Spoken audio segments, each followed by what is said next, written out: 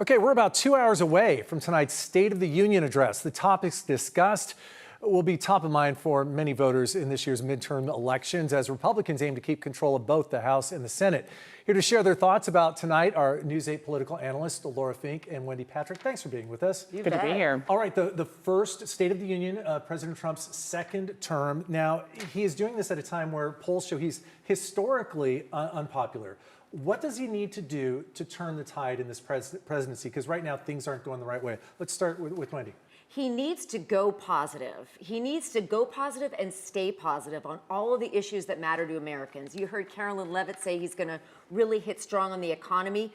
Great, because there are lots of people that are tuning in for exactly that reason. The fact that he's going to go so long really tells us he's going to also try to hit a lot more. So brew the coffee, pop the popcorn, and fasten your seatbelt, because it is going to be a wide-ranging, interesting, no doubt dynamic speech. What are your thoughts on what can he do? Because right now, even the things, if he talks about the economy and things like that, there's a lot of mixed messages in it. It's hitting some people the wrong way, it's helping others. So with that as the context, so what are things he can point to?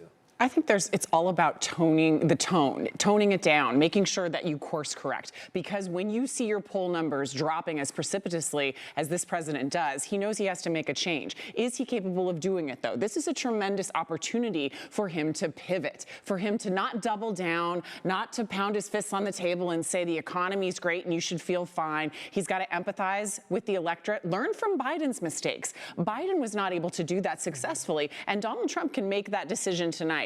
It's not generally in his pattern of behavior, but it would behoove him to do so, and you can better believe his advisors are probably telling him the same. You know, when we talk about a pivot, though, we've talked about it before with other things, and let's go with tariffs, for example. Last week, the Supreme Court ruled against him in that. There's no pivot. He's barreling through using a different method that there's going to be questions legally about that. Is that a right move for him politically to keep barreling forward with tariffs?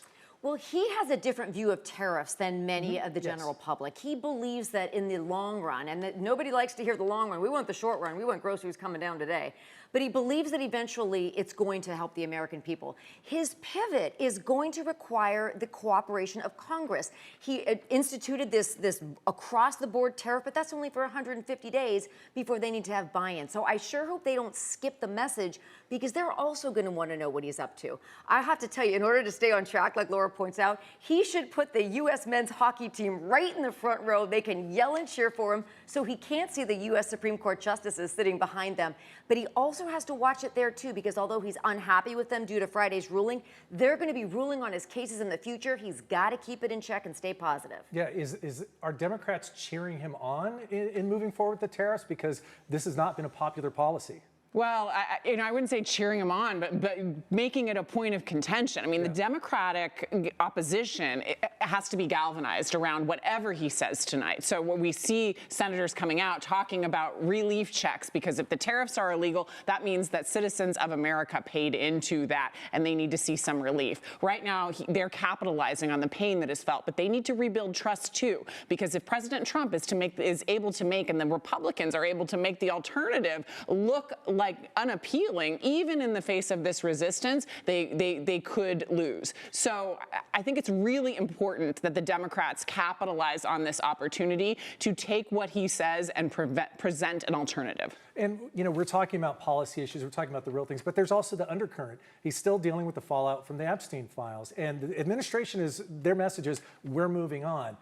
Are they going to be able to move on? Is anything he does tonight going to stop people from talking about the Epstein files? It's incredibly hard to move on when you have 12 women in the gallery who are survivors of Epstein, when you have news coming out today of parts of the files that should have been released but were not. I think this is an issue that unites the right and the left, and it's a real challenge for him. I don't think that he's going to mention it in the speech, but it will be a presence in the room. It will be a presence in the room, literally, because they were invited by the Democrats. And I have to say, this counter-programming, I'm not sure who's Bad Bunny and who's Turning Point USA, but the counter-programming could detract from the Democrats' opportunity to rebut what the president says.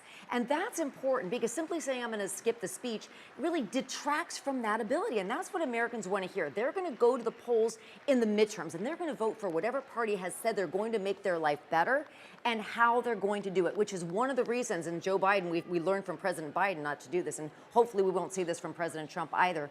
You can't just claim things are going great when we are seeing the same numbers at the gas pump and the grocery store. I'm glad eggs have come down in price, but we've got to really make that across the board before people really make that decision. Yeah, we saw persistent inflation in last quarter. GDP was 1.4%, well below expectations. Now, despite all this, just a little off track from that, less than a minute left. He's historically unpopular, but Democrats in the same polls aren't gaining any real ground. What do they need to do?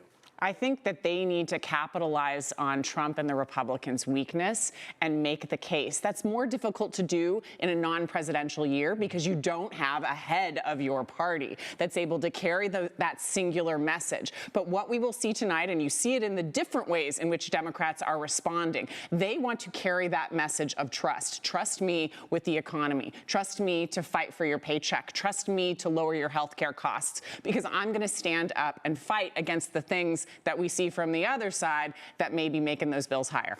That's exactly right. They can't just be anti-Trump. They have to be pro-American public. They have to talk about how they're going to accomplish these things. This is not new. I feel like we've been saying this ever since the election. But that also includes selecting front runners that can present this alternative message. Nobody wants to hear profanity and unkind statements. They want an optimistic message, and that's what everybody should do tonight on both sides of the aisle. Then we'll see what kind of shape we think we're in for the midterms. I'm not sure about everybody wanting kindness and not unkind messages from what we've seen from the White House the last couple of years, but that's a conversation. From both sides. That's a conversation for another day. Yes. Looking forward to the speech. Like I said, buckle up. They said it could be up to 3 hours. We'll see. Laura and Wendy, thank you so much for your time. And thank you. We'll be airing the State of the Union live on CBS 8 right here. If you want to watch News 8 live at 6, that will be airing over on the CW San Diego. News 8 right now at 7. That will air on our streaming channel, CBS 8. You can download that on your TV and watch for free.